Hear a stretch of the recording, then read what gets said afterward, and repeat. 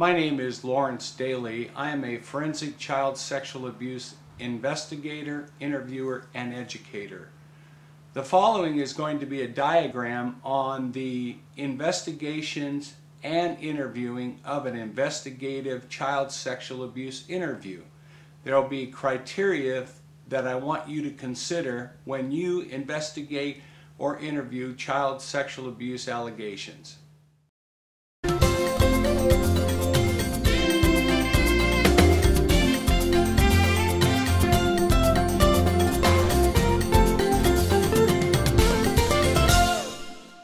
Bullying and child sexual abuse, peer child molesters, two newly recognized crimes.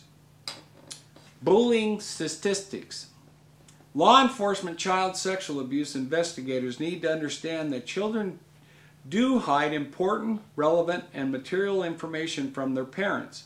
More than likely, if they don't tell their parents about being sexually bullied, it is highly unlikely they are going to report such actions to the authorities. A recent survey provided the following information. 36,000 high school students across the country were asked about lying to their parents about something significant, and 82% of these students said this analysis was correct. This demonstrates that character is a need of national importance. To develop character, a person must understand core virtues, care about those virtues, and then act upon those virtues.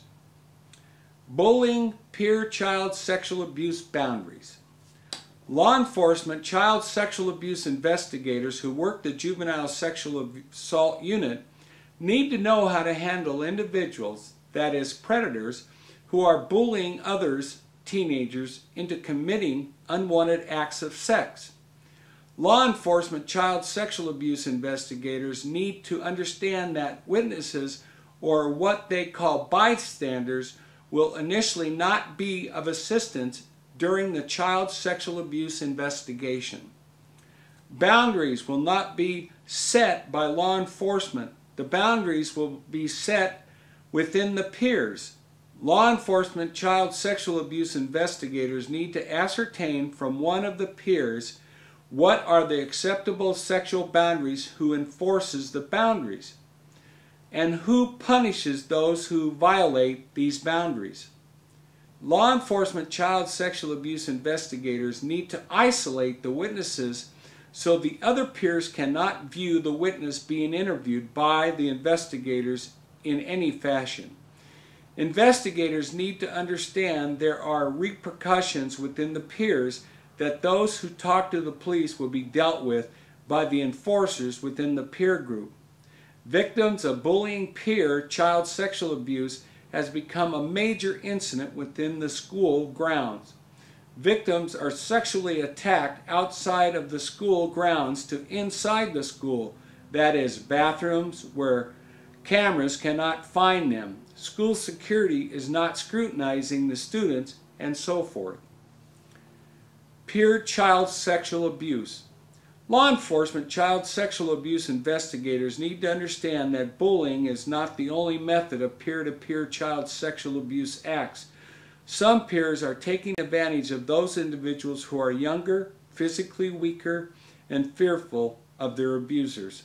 Law enforcement child sexual abuse investigators need to understand that there will be more than likely a delay in the disclosure of the child sexual abuse.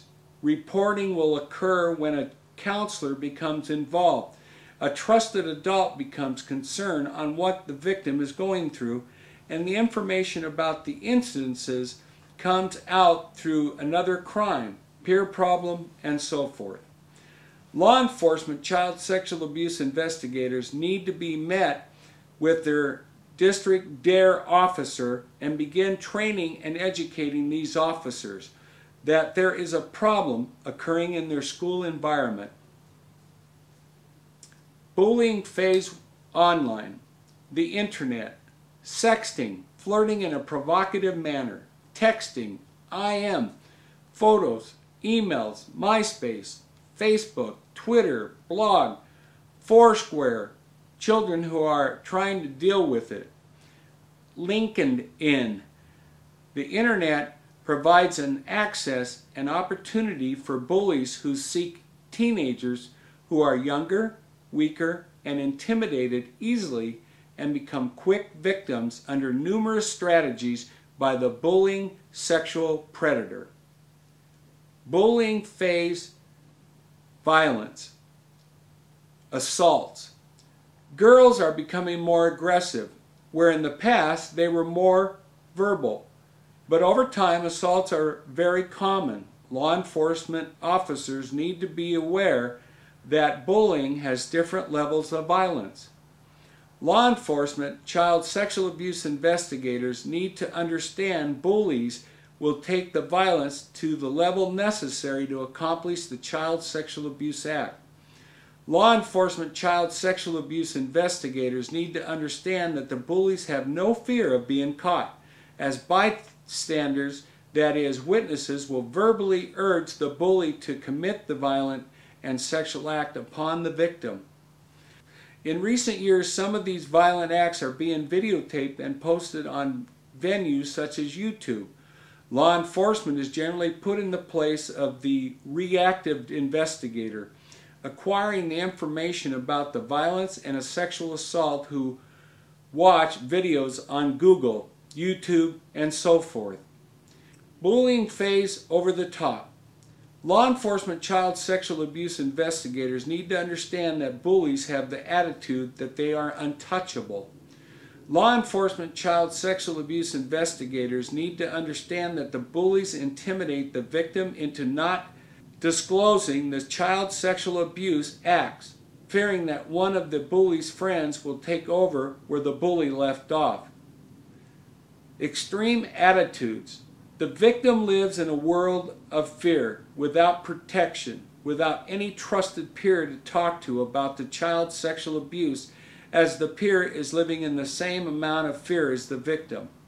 The extreme attitudes by all of those involved in the violence and child sexual abuse acts is something law enforcement must identify early on during the investigation, as this will determine the type of investigation they will have to institute. Thank you.